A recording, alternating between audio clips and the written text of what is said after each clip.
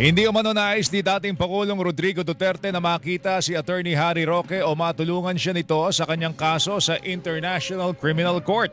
Ayon pa sa abogado po ni Duterte na si Attorney Nicholas Kaufman, isang pugante si Roque sa Pilipinas at sa tingin po ng dating Pangulo, mas mainam na hindi ito makasama sa kanyang depensa at baka ito'y makompromiso pa. Wala rin anyang mandato si Roque na humingi ng tulong sa isang Dutch lawyer para maghain po ng kaso laban naman sa Dutch government kaugnay sa pagtulong po nito sa pagpiit kay Duterte. Bagamat napigilan na ito matapos kausapin ni Kaufman, halos tiniyak umano ni Roque na malalaman ng publiko ang hakbang na ito na hindi nila hiningi. Umaasa umano silang hindi nalagay sa alanganin ng hakbang ang pakipagtulungan ng Dutch government sa pagproseso naman sa interim release ng dating Pangulo. This is not the first time I've heard such a crazy scheme.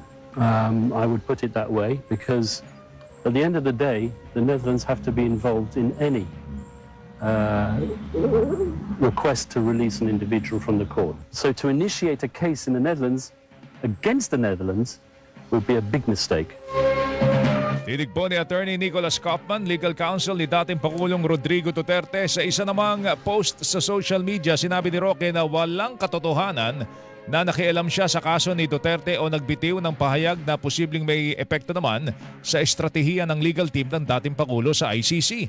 Tulad ng ibang taga-suporta na isumano niyang umuwi ng buhay itong si Duterte at dismayado siya sa patuloy na pre-trial detention po dito.